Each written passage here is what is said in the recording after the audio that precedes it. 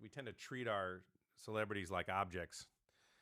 And I just want to remind everybody, my first thought when all this went down was, Akira Toriyama's actual family and the people he knew and the people of Japan at large and the Japanese cast is who I'm thinking about. It's not that I don't have love and respect for American fans, but I did want to respect the public space of them to be able to articulate their feelings without, the commingling of everything else. And you know what I mean? And there's a lot of, and it's a different thing for me, I think, than it is for the cast than it is for fans at large, even though we're fans in our own way. And it hit me pretty hard from a lot of perspectives. And the reason the title of this stream is Akira Toriyama Sensei Saved My Life and I Never Even Met Him is not a metaphor. It's quite literal. And I'll explain it here in a second. But what I wanted to do with everybody is I wanted everybody just want to have a moment of silence where everybody doesn't type in the chat for a second. And I wanted everybody to think about how, because here's what's astounding about this man. And he's not the only one who's been able to do this, but it's probably a handful of people on Earth who've been able to do this. Think about just what one person can do. In this case, Akira Toriyama Sensei, with a pen and a staggering imagination. Just staggering. I am an ant, folks, compared to that, And I can't even wrap my head around it, And so what I wanted to do is just kind of take a moment of silence here in a second. And I want everybody to think about like how directly this art and this man and his actions by making this show and this manga especially changed your life and affected you, and how it, we're all here talking to each other because of it. I can say for me personally, and I'll go into it later, I have some old school homie friends, a few from childhood and a few from my classical music days. But the vast majority, 95, 99% of every single close friend I have, and my partner, and everything you see in this room, everything is just because he decided to pick up a pen and start drawing. And if that doesn't inspire you, I don't know what will. But there's a number of things I can say. But before I do that, we'll do this silence here in a second. I want to get a few things off my chest, but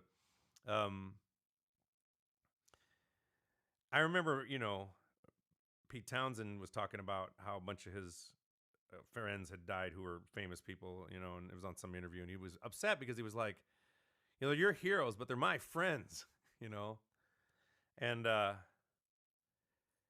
I never met him. Obviously, we were not friends, but I have met some of the Japanese cast, and I know they've got to be just, I can't even imagine.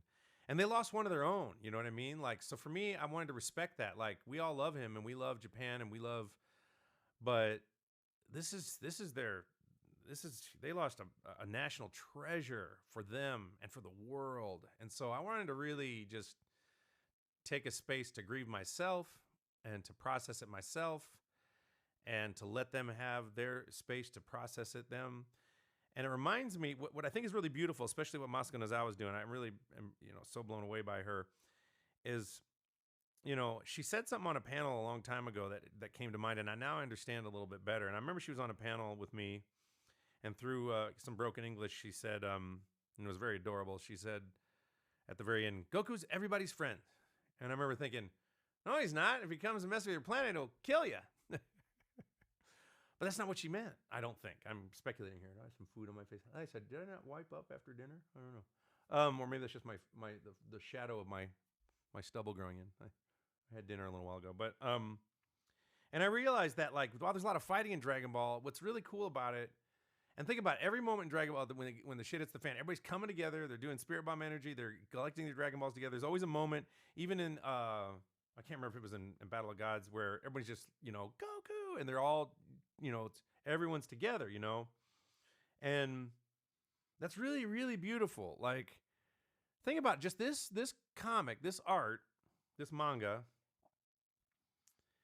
you know, it's brought countries together. Like, I'm sure, Japan-American relations, like, I would even wager that, like, if for some reason we had a conflict with Japan and manga or Akira Toriyama or Dragon Ball didn't exist, I think that we could avoid conflict if had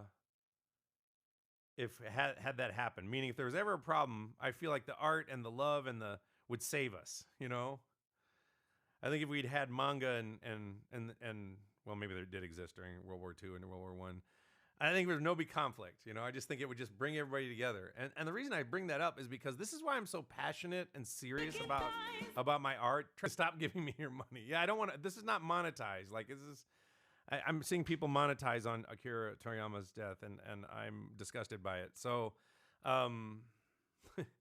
that's people, but what they're gonna do. But I guess the point is that I was talking about Masako Nozawa and how Dragon Ball just brings everybody together. Like, it's a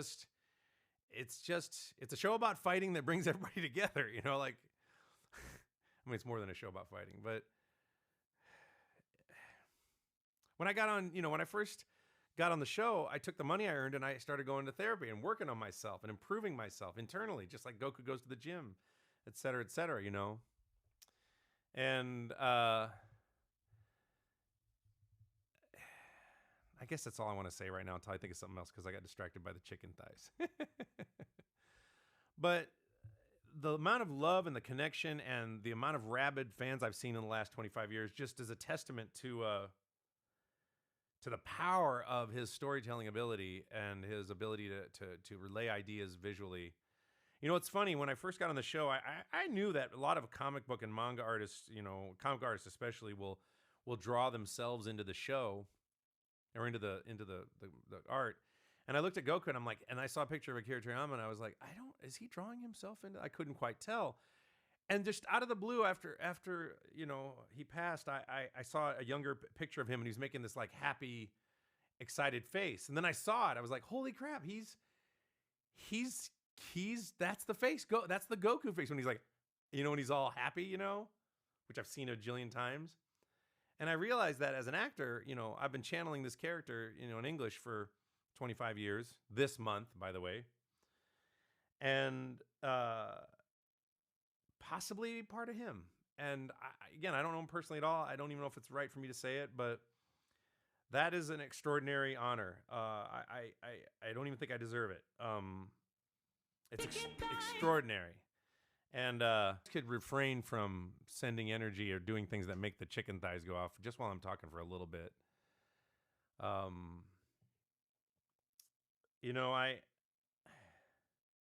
I spent a lot of years in therapy and doing psycho-spiritual work and thinking about the connection of everything. And